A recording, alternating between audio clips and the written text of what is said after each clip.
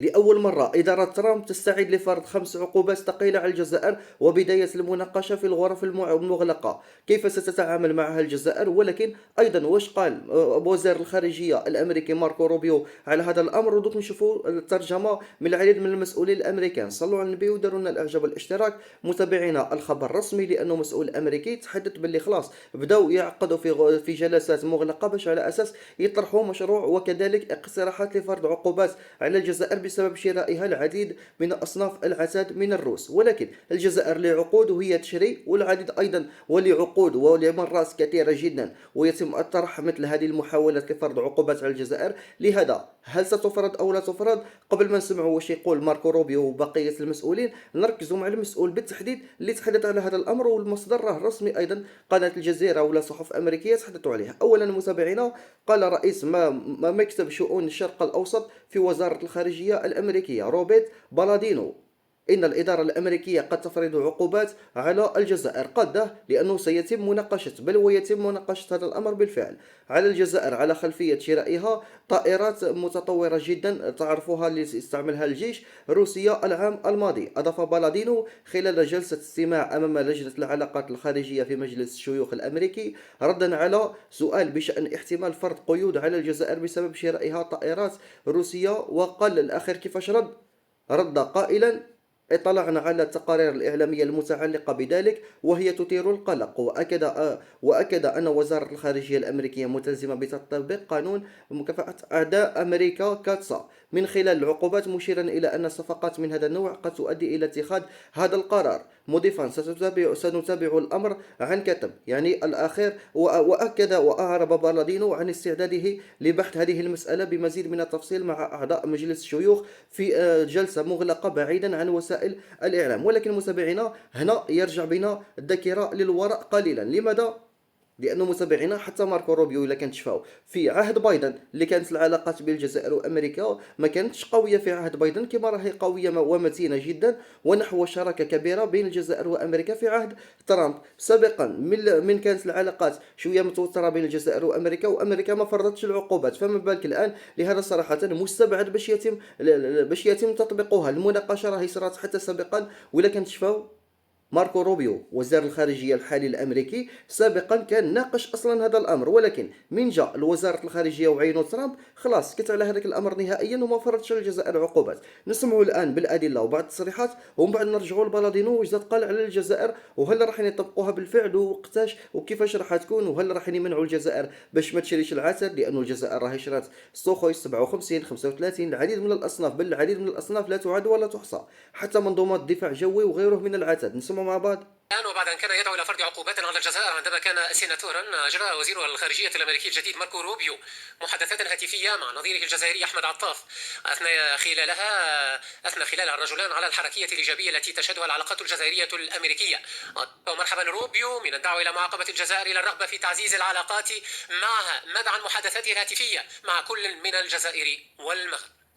لانه متابعينا الكرام بطبيعه الحال حتى ماركو روبيو رانا شفناه غير الاستراتيجيه كليا اتجاه الجزائر. سابقا هو اللي كان يعقد هذيك الجلسات لفرض العقوبات على الجزائر، وشفنا إدارة بايدن ما فرضت حتى عقوبة على الجزائر. نفس الأمر إدارة ترامب سابقا في الفترة الأولى اللي كانت تشوفوا في العهدة الأولى تاع ترامب، هل فرض عقوبات؟ كان تعقد مثل هذه الجلسات وما فرضش أي عقوبة على الجزائر. فما بالك في هذه العهدة اللي أصلا ترامب راه يتقرب من الجزائر، ورانا نشوفوا كبرى الشركات الأمريكية شيفرون، اكسون موبيل، ايفرتون وغيرهم الكثير، وخاصة انه ولا حتى تعاون جزائري امريكي في المجال العسكري بين الجيشين. لهذا صراحة مستبعد. ولكن متابعينا نكملوا احنا على كل حال مع بقية التفاصيل ونشوفوا واش راح يصرى، لانه خاصة النظام المغربي يحاول يستثمر اي تحرك ويحاول يحرضوا حتى الامريكان على الجزائر، ولكن دائما يفشلوا.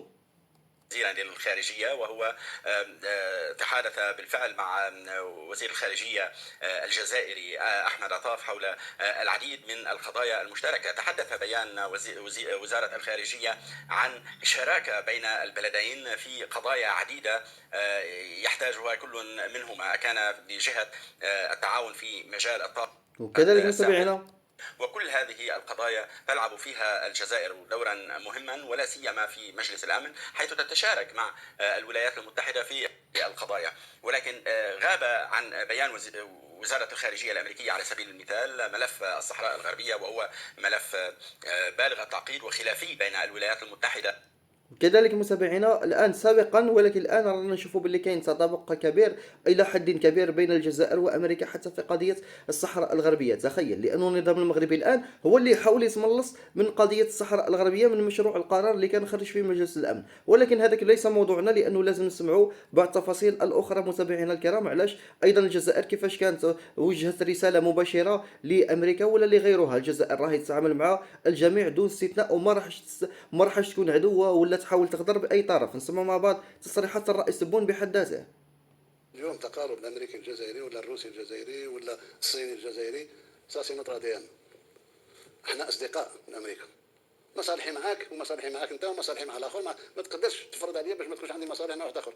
الجزائر كانت قالتها بصريح العباره. لهذا متابعينا هذا التحرك راه تقدر تقول حتى روتيني، لانه سابقا قلنا لكم في لعده سنوات وهذه الاجتماعات تعقد ولكن لا تفرض اي عقوبه، لانه الجزائر ما راحش تعمل هذاك العتاد مثلا ضد مصالح الولايات المتحده الامريكيه، لانه راكم سمعتوا اصلا الرئيس بون واش قال. ولكن توبري باش نكون خصم الفلان ولا فلان، مانيش خصم. ايه اللي صار باللي علاقاتنا مع روسيا ما نتخلاش عليها، وعلاقاتنا مع امريكا ما نتخلاش عليها. يا ريت مسخرين. لهذا متابعينا الكرام زيدوا نسمعوا تصريح اخر مثلا مسعد بولس غير ما عندها ايام قليله فقط هو في الجزائر. لقد عززت هذه الزيارة ثقتي في قوة العلاقات الأمريكية الجزائرية وفي التزامنا المشترك بتحقيق مستقبل أكثر سلما وازدهارا لبلدينا وللمنطقة. وشكرا. لهذا متابعينا الكرام كل شيء واضح. نزيدوا نسمعوا بعض التصريحات الاخرى ايضا من السفيره الامريكيه سابقا واش كانت قالت. ستواصل الولايات المتحدة والجزائر العمل معا على جعل بلدينا أكثر أمانا لمواطنينا بطبيعه الحال وأكثر قوة وازدهارا لشعبينا. أنا متأكدة أننا قادرون على تحقيق الكثير معا، ورغم مغادرتي فإن العمل العظيم والعلاقات المتينة التي بنيناها ستستمر في المستقبل. وأينما كنت ومهما كان منصبي سأظل صديقة للجزائر، وسأظل دائما أسعى جاهدة لتعزيز العلاقات الثنائية وتوطيد الروابط بين الشعبين. لهذا متابعينا هذا اصلا اجراء روتيني. شوفوا فقط ماركو روبيو سابقا شحال من مره يعقد اجتماعات باش تفرض عقوبات على الجزائر، ولكن ملي ولا وزير الخارجيه لم تفرض ايضا عقوبات، لا نهار كان في مجلس الشيوخ الامريكي وحركوها في الكونغرس ولا حتى بعدها. ولكن التزامن بين وصول جزء مهم من أسطول بحر البلطيق الروسي وزيارة قائد القوات الخاصة الأمريكية للجزائر يدفعنا للتساؤل عن أسباب الاهتمام الأمريكي المتنامي بالجزائر، ولربما عن بداية نهاية الفتور في العلاقات مع روسيا، بغض النظر عن كون ذلك تزامن صدفة أو أنه تزامن مقصود. بطبيعة الحال الجزائر تتعامل مع كلا الطرفين في حتى في توقيت واحد، وكل طرف لا ينزعج من الطرف الثاني. هذه تحركات على ما أظن عادية، ونشوفوا واش راح يصير في الأيام الجاية وربي يجعل خير.